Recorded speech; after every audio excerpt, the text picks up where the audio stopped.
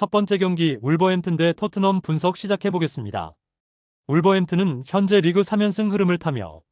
강등권 탈출의 절박한 분위기 속에서 집중력이 극대화되고 있는 상태고,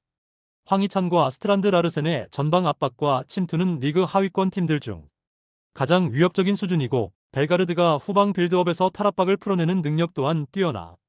중앙 전개에서의 안정감을 확보하고 있고, 수비진은 3백으로 넓게 서서 라인을 유지하며 무리하지 않는 수비 전환을 바탕으로 실점 억제를 우선시하고 있으며, 최근 경기들에서는 중원에서의 강한 압박과 공격 전환 속도에서 인상적인 결과를 보여주고 있고, 강등권 팀 특유의 절박함이 흐름에 반영되며 현재 경기력은 순위 이상으로 올라와 있는 상황이다. 토트넘은 수비 라인과 중원 일부 자원의 이탈로 인해 경기 조율 능력과 압박력이 흔들리는 구간이며, 손흥민과 솔랑케는 빠른 침투와 결정력에서 기대할 만하지만 중원에서의 점유율 유지나 박스 근처에서의 세밀한 연결은 최근 들어 다소 무뎌진 모습이며, 메디슨의 활약 여부에 따라 전체 공격 흐름이 달라지는데, 최근 상대 중원의 압박이 강할 경우 오른쪽 측면의 활동량 감소와 연계 약화가 동시에 발생하고 있고, 수비진에서는 드라구신의 이탈이 뼈아프고 상대가 빠른 템포로 몰아붙일 경우 라인 간격이 무너지는 장면이 잦고, 원정에서는 압박 강도와 수비 커버 범위가 줄어드는 경향도 존재한다. 울버햄튼은 강등권의 벼랑 끝 싸움에서 최근 가장 집중력 있는 경기력을 보여주는 팀 중 하나고, 토트넘은 전력 공백과 라인 붕괴 문제로 인해 압도적인 경기 운영이 쉽지 않은 상태이며, 전술적으로 유리한 쪽은 울버햄튼 쪽에 더 가까운 흐름이며, 이번 경기는 팽팽한 전개 속 무승부 가능성이 유력한 매치업이다. 두 번째 경기 헬라스 베로나 대 제노아 분석 시작해보겠습니다. 베로나는 홈 경기에서는 비교적 안정된 경기 운영을 보여주는 팀이지만, 현재 중원과 수비진의 연쇄 부상으로 인해 포메이션 밸런스가 크게 흔들리고 있고, 특히 파라오니, 니아세, 수슬로프의 부상은 3-5-2의 중원 점유율 유지에 치명적인 변수고, 전방의 사르와 모스케라는 활동량은 풍부하지만 결정력에서는 여전히 불안한 흐름이 반복되고 있고, 측면 윙백의 전진이 제한적이라 역습 루트가 단순해지며 득점 루트가 뻔한 구조가 고착되고 있는 점도 약점이다. 제노아는 꾸준히 3백 기반의 수비 안정과 전방 압박을 병행하는 팀으로 피나몬티의 제공권과 말리노브스키의 이선, 중거리 슈팅 능력을 활용해 다양한 공격 루트를 보유하고 있고, 프렌드럽의 징계 이탈로 인해 중원 밸런스가 살짝 무너질 가능성은 있지만, 토스비와 말리노브스키의 유기적인 패턴 플레이로 중원 장악력을 유지할 수 있고, 전체적으로 수비 간격 유지와 전방 압박의 완성도가 높아 실점 억제 능력이 최근 눈에 띄게 개선됐다. 베로나는 주력 중원 자원들의 부재로 경기 주도권 유지에 어려움이 있으며, 제노아는 안정된 수비 라인과 일관된 공격 전개로 베로나의 불안한 수비를 지속적으로 공략할 수 있고, 전반적인 밸런스와 완성도에서 제노아가 유리한 흐름으로 경기를 풀어갈 가능성이 높다. 세 번째 경기 피오렌티나 대 파르마 분석 시작해보겠습니다. 피오렌티나는 주중 컨퍼런스 리그 일정을 소화하며 체력적으로 다소 지친 상태고, 하지만 모이스킨과 구드문드손의 전방 파괴력은 여전히 위협적이며, 파지올리 역시 이선에서의 탈압박과 전진 패스 능력으로 공격 전개의 핵심 역할을 맡고 있고, 3-5-2 포메이션을 기반으로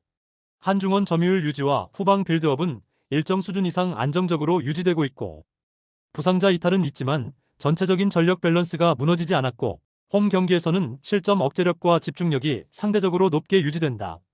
파르마는 수비 숫자를 늘린 500 기반의 밀집형 전술을 유지하고 있으나 주요 수비 및 공격 자원이 동시다발적으로 이탈하며 경기 밸런스가 무너진 상태고, 공격 핵본위를 포함해 미하일라, 오소리오, 칸첼리에리까지 빠지며 전방 연계와 마무리가 극도로 약화됐고,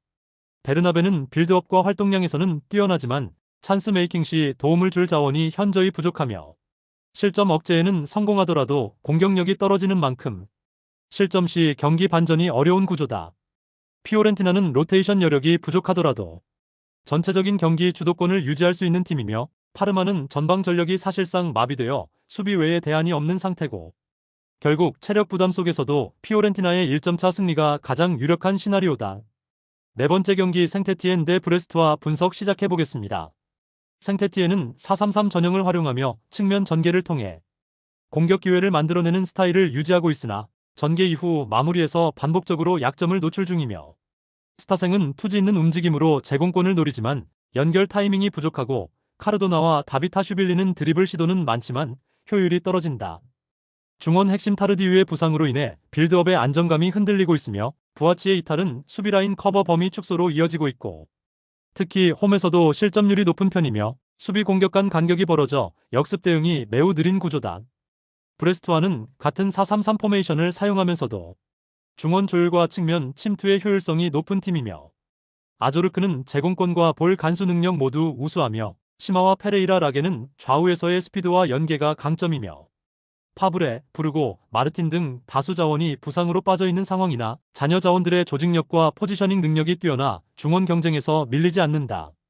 수비라인은 무리하지 않는 선에서 안정적인 압박을 유지하며 후반에는 세트피스를 활용한 마무리 집중력이 높다. 생테티에는 전방 연계와 마무리 능력 모두에서 뚜렷한 한계를 보이고 있으며 수비에서도 후반 집중력 저하와 함께 지속적인 실점 패턴이 반복되고 있고, 반면 브레스트와는 핵심 자원 이탈에도 불구하고 조직적인 움직임과 전개 속도에서 강점을 유지하고 있으며 결국 전체적인 경기 흐름에서 우위를 점할 수 있는 조건을 갖추고 있고, 브레스트와가 더 안정적이고 효과적인 운영을 통해 결과를 가져갈 수 있는 매치업이다. 다섯 번째 경기 슈투트가르트 대 브레멘 분석 시작해보겠습니다. 슈투트가르트는 4-4-2 전형을 바탕으로 투톱의 움직임과 넓은 측면 활용을 통해 공격 기회를 만들어낸다. 데미로비치는 제공권과 마무리 모두에서 뛰어난 능력을 보유하고 있고, 퀴리히와 볼테마드는 이선 연계와 침투에 강점이 있고, 하지만 바그노만, 딜 체이스, 자가두, 나르테위 등 수비진의 무더기 부상 이슈가 있어 수비 밸런스가 크게 흔들리는 상태고,